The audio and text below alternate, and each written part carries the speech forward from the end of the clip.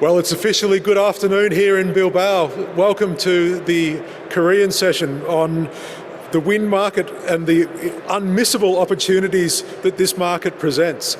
I'd like to thank the RWE for sponsoring this stage and the Korean Trade Investment and Promotion Agency, or KOTRA, for sponsoring this session. My name's Stuart Mullen. I'm the Chief Operating Officer at the Global Wind Energy Council. And I would like to invite to the stage Mr. Juan Nam, the KOTRA Madrid Deputy Director from KOTRA Madrid. Juan Nam, thank you.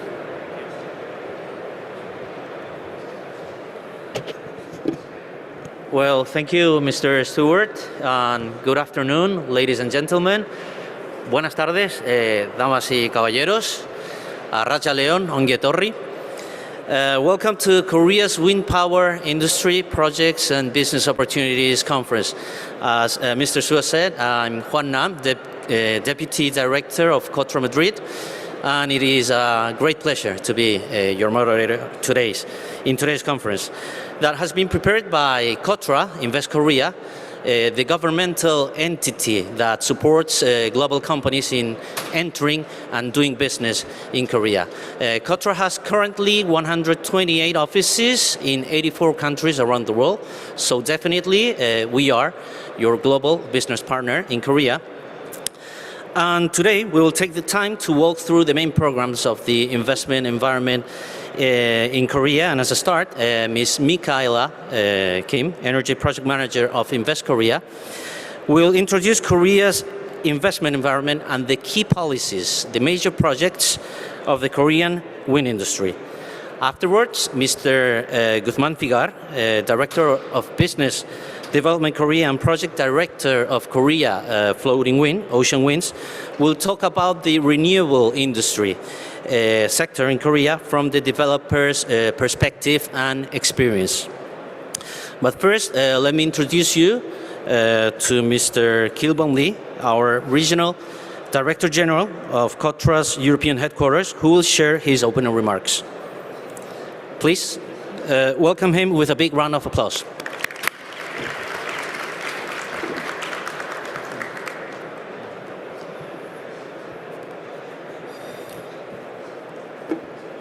Good afternoon, each and every one of the global business leaders, investors, and ladies and gentlemen.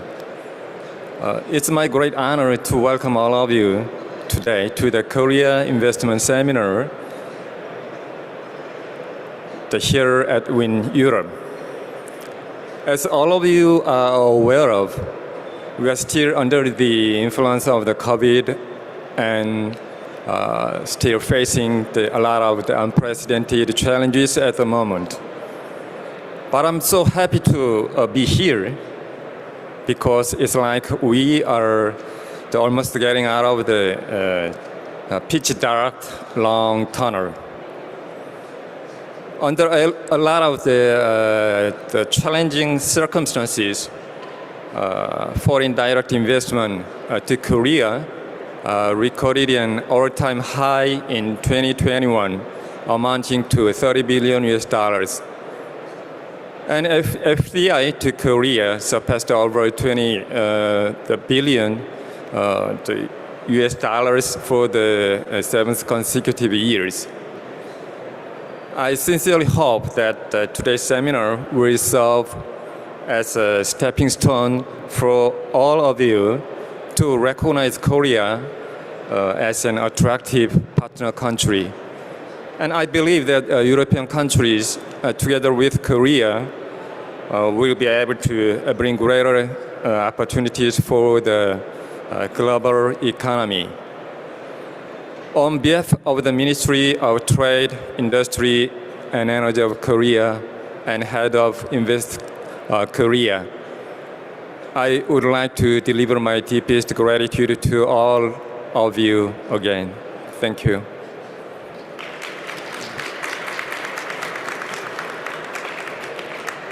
Thank you, Mr. Lee, for such great words. And now, without further ado, may I invite Ms. Kim to come up onto the stage. Please give her a big round of applause.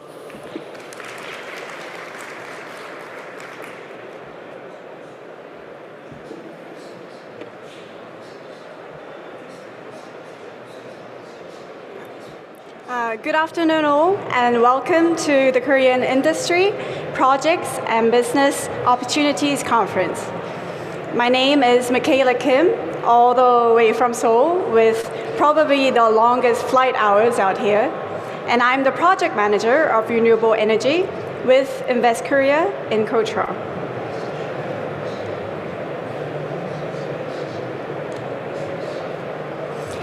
To those of you who are not very familiar with where we are from KOTRA, a trade promoting agency under our Ministry of Trade. And Invest Korea is a part of KOTRA, dedicating to supporting foreign businesses and investment into Korea. KOTRA, as he have introduced briefly, is the most globally widespread government agency in Korea, as we have more than 128 business centers all around the world. And Invest KOTRA, in particular, cooperates closely with 36 offices that focuses on overseas investment. Mr. Lee, who went ahead of me, oversees our network in Europe. And my colleagues here with me today are from Madrid, Copenhagen, Amsterdam, and Frankfurt, have all made today's conference possible. Today, we'd like to tell you why Korea is such an attractive market in terms of renewable energy and wind, and where we, Invest Korea, really steps in to help you should you decide to conduct a business in Korea. Well, let's begin with Korea's economy and FDI. As you can see here, Korea has grown into the world's 10th largest economy with $1.6 trillion in GDP. And as a testament to our growth, we reached a truly remarkable feat last year. FDI attracted into Korea in 2021 was $25.5 billion, making the all-time high number since statistics began from 1962. In particular, investment from the EU nearly tripled, coming to $12.8 billion, taking up more than 40% of total FDI inflow into Korea. We speculate that despite the COVID-19 pandemic, last year's high-level performance really contributed to the rapid recovery of economy and expansion of supply chains. Particularly sectors of vaccine, biomedical healthcare, hydrogen, renewable energy, sectors we refer to as K-New Deal, has shown such high level of recovery and investment. These sectors have grown significantly, moving Korea towards a green and digital transition. Well, while these figures are impressive, you may still ask, why Korea and what does this mean? Why do we expect this remarkable, exciting figure to continue this year? And what does it mean for renewable energy, especially wind? First of all, Korea is dedicated to a carbon neutral society, and our commitment shows through our policies.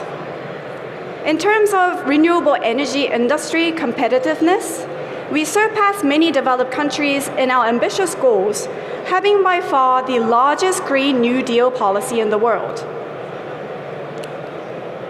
Then what is making this possible? Korean government introduced the Green New Deal plan in 2020 to achieve carbon neutrality by the year of 2050. The Green New Deal initiative promises 4 things: building a foundation for carbon neutrality implementation, green transition of infrastructure, low carbon and decentralized energy supply, and innovation in the green industry. There's a mistake there. Through this master plan, Korea is focusing on and providing support to foster green energy intensively. As a result, this has been and is expected to create an investment-friendly ecosystem for many foreign investors in renewable energy. In alignment with the Green New Deal plan, Key implementation plans like adopting policies to speed up the licensing process or strategies to manage local opposition of offshore wind farms are now in discussion, which I'll explain in depth later. Winds are truly blowing in the right kind of direction for Korea. Because the Korean peninsula is surrounded by the ocean on 3 sides, it really has abundant offshore wind power potential. Owing to these favorable conditions, many global wind power companies are now developing offshore wind power plants in Korea. And to introduce one example out of many, a Spanish global energy company is now developing a total of 2.4 gigawatt capacity of wind power plants in Korea. In others, global companies are considering plans to build offshore wind power plants in regions like Incheon, Jeonbuk, and Jeonnam provinces. We will hear more from one of our good partners, Ocean Winds, who will speak later in our session on their real-life experiences of working in Korea.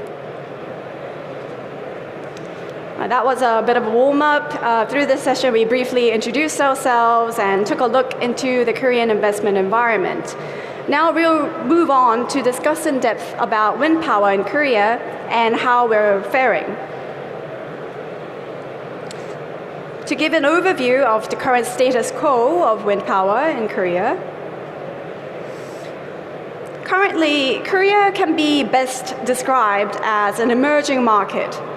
Korea has a total of 1.7 gigawatts and 110 complexes with 124 megawatts in 3 offshore wind power complexes now running.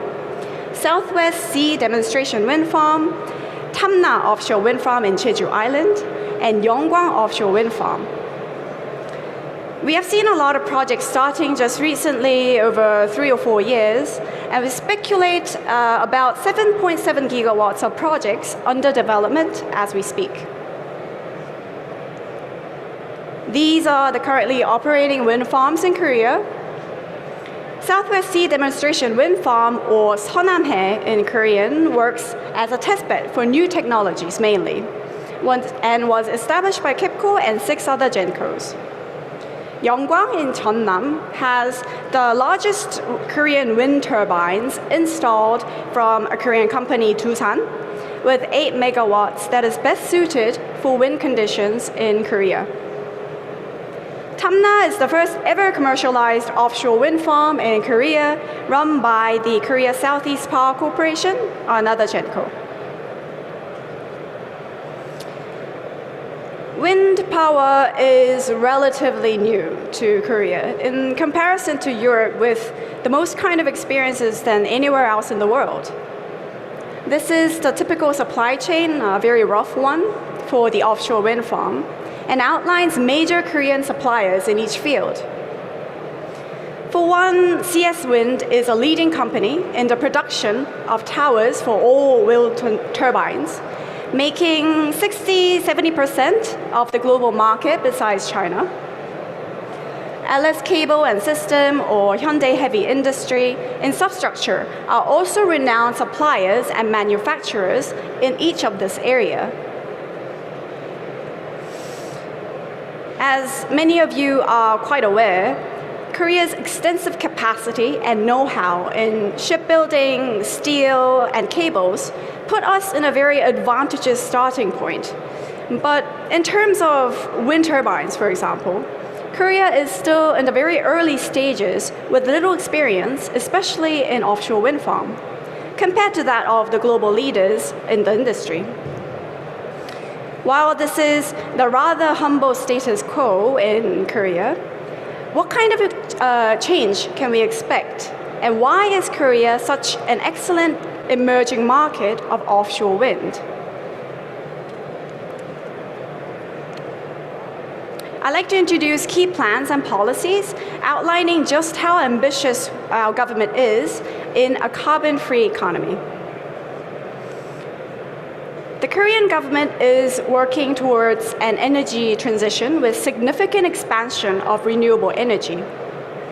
In alignment with the Green New Deal policy that I've just explained, the Renewable Energy 3020 Implementation Plan sets a goal to increase renewable energy from 7.6% to 20%, and in particular, pledges to increase offshore wind power capacity from the current 124 megawatts to 12 gigawatts by the year of 2030.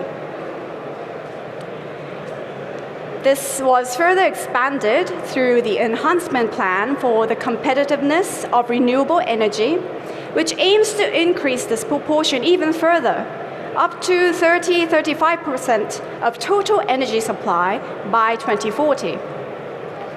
And we are starting to see results of these implementations as well. Recently, renewable and new energy surpassed the supply targets in the growth of facility size and the contribution of renewable energy to total power generation. The RPS system of Korea works as a development incentive as well, promoting the growth of renewable energy in Korea. The RPS, or the Renewable Energy Portfolio Standard, obliges power generators with more than 500 megawatt facilities to produce electricity with renewable energy a certain percentage every year. Annual RPS target, which through an amendment last year, increased this year's rate to 12.5% and plans to increase to a more ambitious obligation rates. On the other, REC, or renewable energy credit, that can be sold to other entities to offset their carbon emissions, are applied to wind energy with different weight factors multiplied for each cases. Namely, the offshore wind will get more REC according to how far the distance is from the shore. Recently, Korea has gotten even further, adding more weight according to the depth or grid connection. Another aspect worthy of notice is that REC is also added when local content percentage, which means to work with Korean suppliers, manufacturers of the area, is more than 50%. So through this, we can grasp at what the Korean government tries to achieve through offshore wind farms. Thirdly, through the plan to foster offshore wind power, the government promotes local government-led projects that would greatly simplify the process of site finding, site securing, licensing procedures, and local residence acceptance. The integrated complex system strives to speed the quite lengthy process of building an offshore wind farm. And the very first to be designated as one is Jeonbuk, designated last year in December. And we're very excited to see how Jeonbuk will really build upon this idea, because this is the first case ever to have something like this, starting from this year. And along with this plan, Korea also aspires to go even further to introduce a one-stop shop permitting process which endeavors to create an organization that would greatly simplify the lengthy permitting process, the licensing procedure of establishing an offshore wind farms. By this development plan, we strive to reach two goals. One, to join the top 5 countries in offshore wind energy by generating 12 gigawatts by the end of the year of 2030, and creating an environment where the facilities of renewable energy, the fishing industry, the local residents can co-prosper together. I'd like to discuss a little more about this one-stop shop policy. Permitting and licensing procedure for offshore wind could be quite lengthy for many developers. The establishment of one-stop shop organization would greatly relieve this issue. Policymakers speculate that a normal, in average, 5 to 6 years of process would be shortened as much as 2 years and 10 months. While discussions on this is still ongoing, it really shows the drive and the initiative that Korean government has for the development of offshore wind power in Korea. Keys to developing wind farms in Korea, as it is for all other countries, I imagine, is of course to work closely with local authorities, local governments, and the industry, emphasizing a win-win situation. Council with the local authorities, Ministry of Trade, and with KOTRA is also crucial.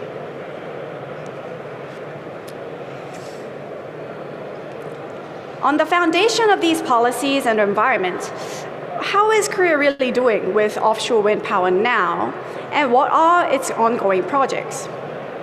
We have 4 major ongoing projects as outlined here.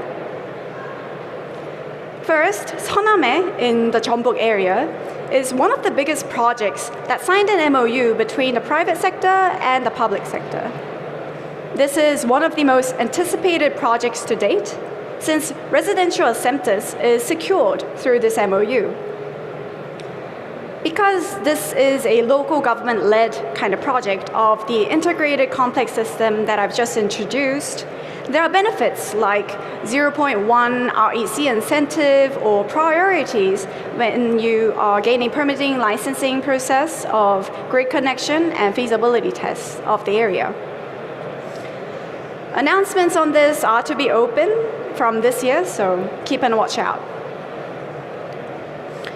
And as for the Sinan offshore wind power, the south of Jeonbuk, is one of the largest projects globally with very impressive goals. With the local government's dedication to wind power and creation of more jobs, establishing turbine and tower manufacturing facilities in the port of Mokpo, the potential in Sinan is also immense. The latter half of 4.1 gigawatts will begin construction in 2026 after a feasibility test and site securing. And in Ulsan and the Dongnam zone, it's worthy to note that it's the largest floating offshore wind power projects in Korea, if not the whole world. Because it's quite far from the coast, less opposition, of course, is to be expected from the local fisheries industry. An MOU signing with the Ulsan city and a consortium of 6 investors in this area have taken place last year. And through this, Ulsan has really proven to be the most forward-moving cities of offshore wind in Korea. Last but not least, Incheon and Jeju. Securing resident acceptance is key in both of these areas. In Incheon, construction will most likely begin in 2023 after reaching an agreement with the local fisheries industry and the residents. As for Jeju, according to the carbon-free island plan, it's noteworthy that Jeju is separate from the 7 central government agencies and its policies. It's a special self-governing province. It began moving forward from last year and is in the process of obtaining local residents' acceptance. Well, again, in the development of all these projects, where do we come in and what can Invest Korea do?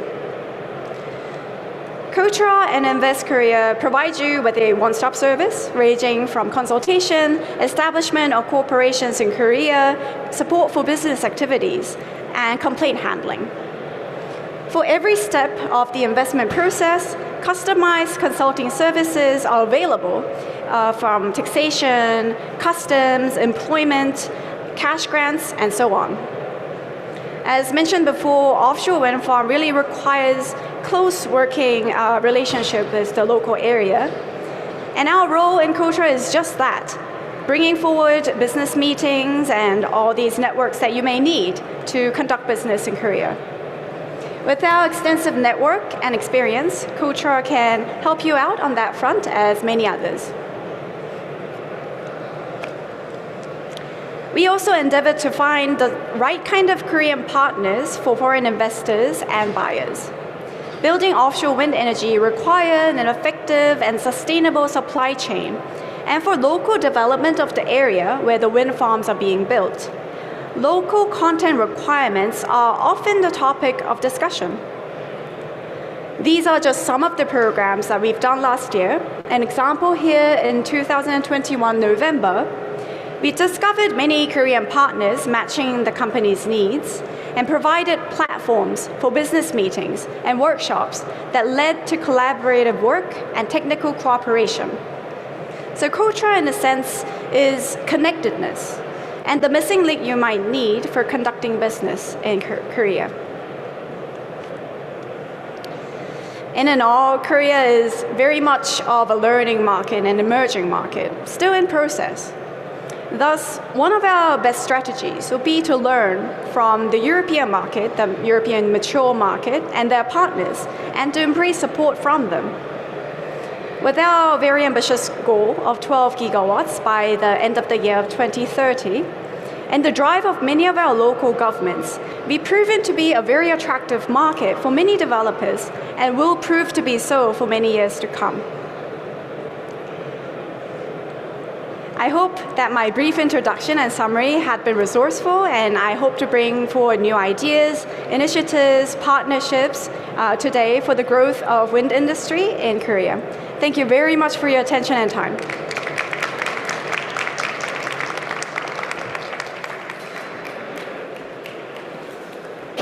Well, thank you very much, Ms. Kim, for your presentation. We hope that it has helped you in getting meaningful insights about the Korean wind industry. And next, I would like to invite Mr. Guzman Figar to come to stage and share his perspectives and experiences about the renewable energy sector of Korea. Please give him a big round of applause.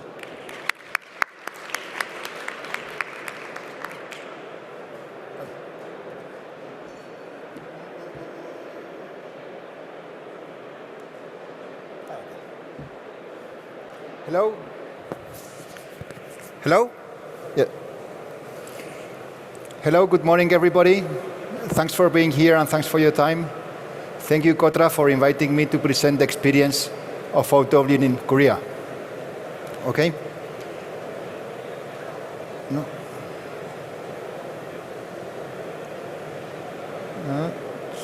Oh, here. Okay. First of all, just a very few words about who we are. I'm not sure how many of you know Ocean Winds. Ocean Winds is a very young company. We only started operations 2 years ago as a company, but we are a joint venture between two companies all of you probably know, EDP Renewables and ENGIE.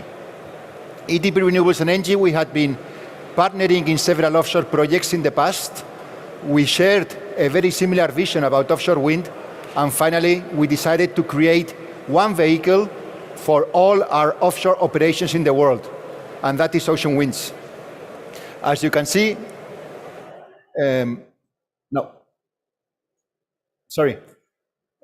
we have a very large pipeline. We have over 10 gigawatt of projects all over the world.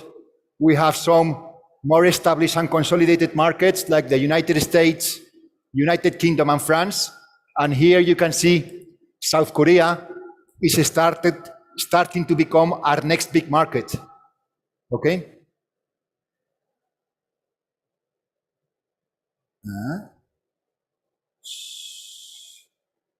Sorry. Okay. Then just a very few words about our experience in Korea. The first time we went to Korea to start looking for investment opportunities was in 2018. Okay? That trip we arranged through KOTRA. As KOTRA just explained, they provided us a very valuable help because they helped us set up meetings and a very intense agenda, meeting policymakers, regional governments, companies throughout Korea. So that's how we first went to Korea. Okay? After that, we really liked Korea. We saw that it was a country very committed to a fundamental change in their energy mix towards renewables, and we kept looking for investment opportunities. Our first project was Korea Floating Wind, which we bought into in 2019. Okay? Then, since 2019, we have had two main avenues of work in Korea. The first one has been driving Korea Floating Wind project forward. Okay? I will later explain briefly what is the development process in Korea. And the second one has been searching for new projects in Korea. Why? It's a country or a market where since the very first day we felt welcome. We felt there was a real need for offshore wind. And we felt they were open to companies like us, foreign companies like us, coming there and playing an important role. Okay? In terms of team, you can see our commitment. 2018, 2019, we did not have a team. 2020, we started creating a team. Now we have a fairly large team in Korea, 22 people, and this year we have 18 job openings. Okay? Then this slide for us is very important, and it was an eye-opener. Okay? So if you look at Korea, I see most of us are European here, so I don't know how familiar we are with Korea. If you look at Korea, the first thing is that it's a very large electricity market. Okay? It's the 8th biggest in the world. So that you know, Germany is the 9th, France is the 10th, and UK is the 12th. So in terms of energy market, Korea is bigger than any European market. Okay? The second thing, which is extremely important for us, Korea is a country that has no natural resources. Okay? So they have a lot of energy dependence. What does this mean? First, this hurts a lot their trade balance.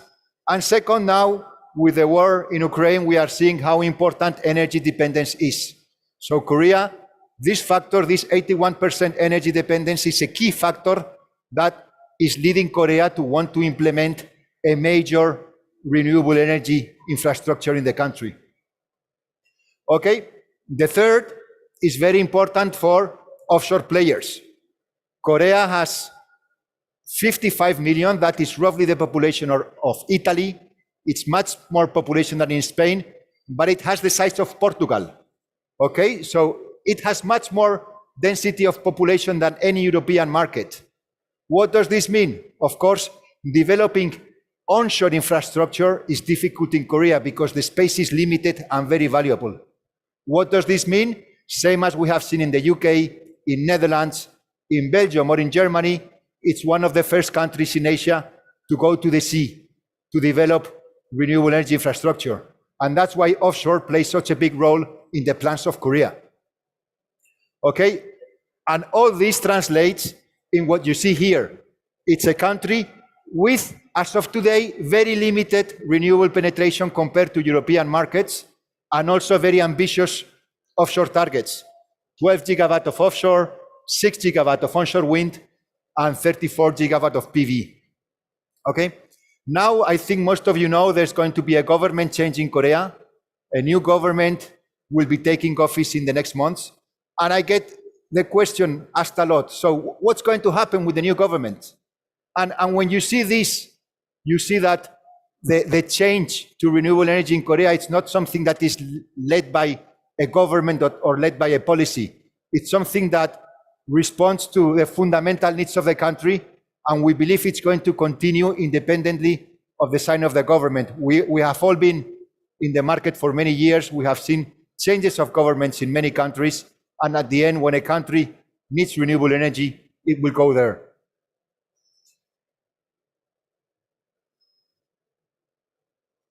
Okay, very briefly about the process or the development process. This is the framework we use. So what's interesting in Korea is that Korea is still one of the few countries or one of the few large offshore markets where doing greenfield is possible. Okay, how does this greenfield process work?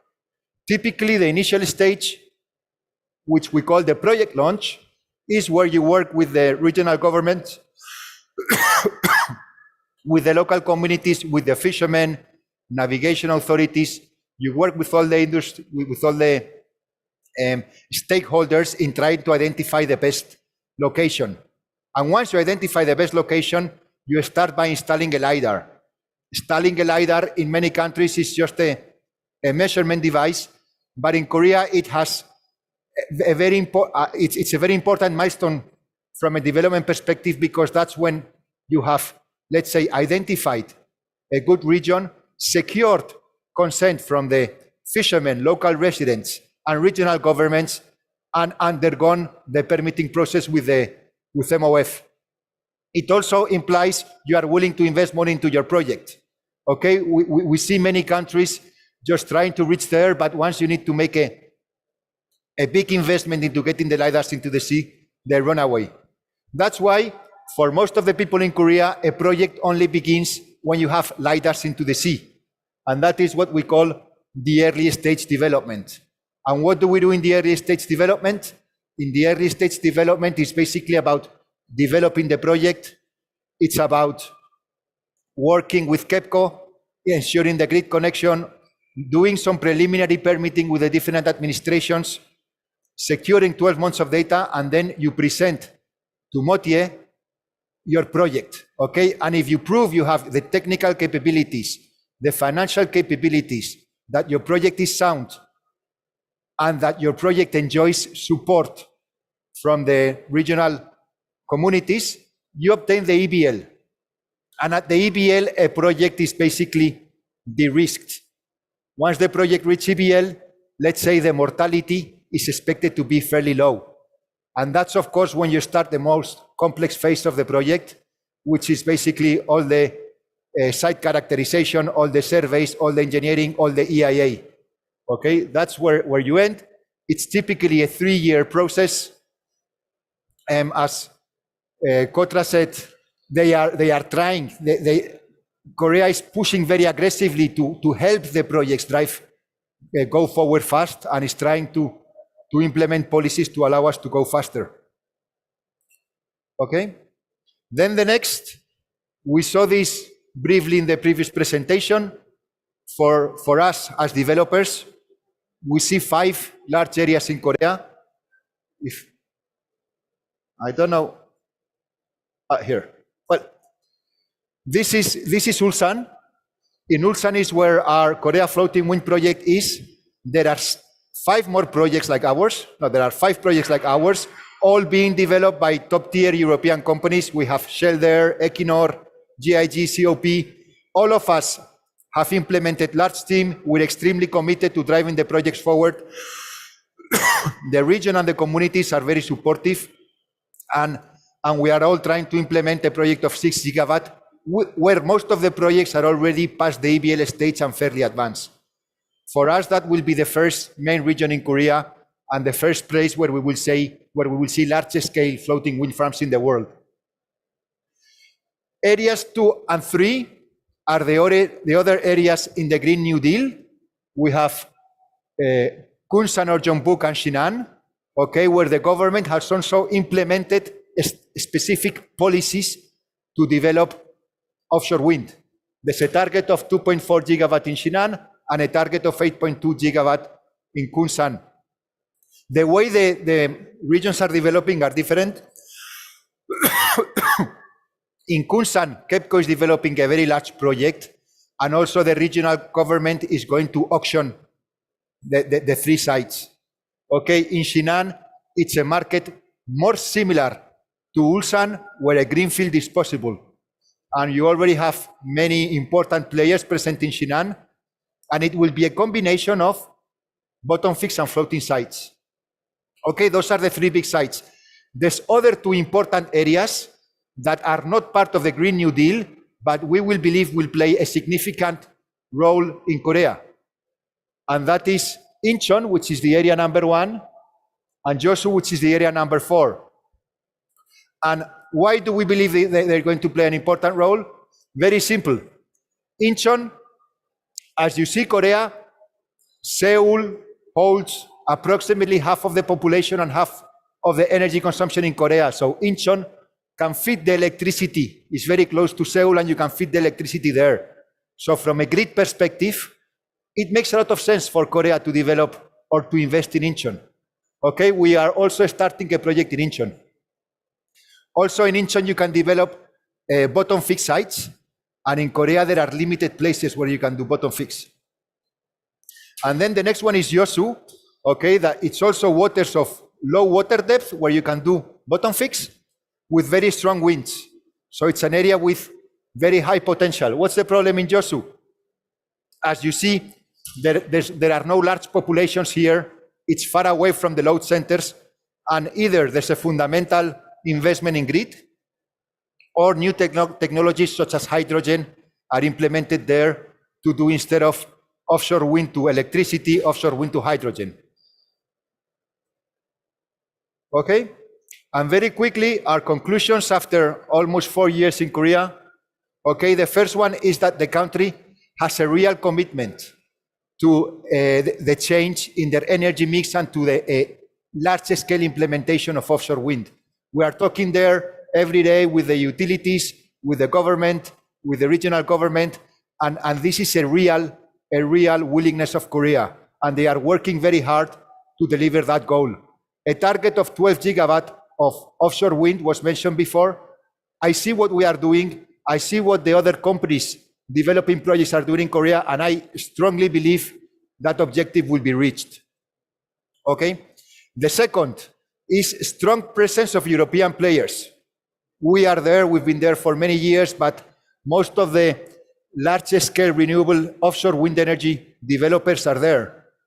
And we all have large teams, we all have projects, we all feel very welcome in the country, and we are all investing a lot of money in driving this project forward. So either if you want to, I'm sure you know the different wind energy developers, we're all there, even as partners, as potential customers, but we have been very welcome in the country. Then, as we saw before, in terms of supply chain, Europe is more advanced in offshore wind energy supply chain than Korea, and they have a real need and a real willingness to implement offshore wind. That's a very good opportunity for the supply chain. There's a lot of opportunities there for experienced companies, knowing that in Korea, there's a willingness to develop local content. What we encourage is either to set up manufacturing facilities there, to seek for partnerships with Korean companies that can help you in the process. But the companies are there. The companies really want to invest in developing the capabilities to supply to the offshore wind markets, and I am sure they will be very open to meeting with European experienced counterparts. Okay, then for us, as a conclusion, the entry in Korea has been very, very positive. Until now, we had 3 large-scale markets, which were United Kingdom, United States, and France, which are very consolidated markets. For us, Korea will be the 4th next big market. We're already setting up a business unit there, and we're setting up a local infrastructure there. And the last, KOTRA, who have sponsored this session, a lot of their members are here, have been a fundamental help for us, not only in supporting us in our first visits to Korea before we establish our own network, but then working with us throughout this process. So if any of you really wants to come to explore Korea, just talk to KOTRA, and I'm sure they can help you go there and facilitate your entry into the country. Okay, thank you very much. Thank you very much for listening, and thank you for KOTRA for inviting me.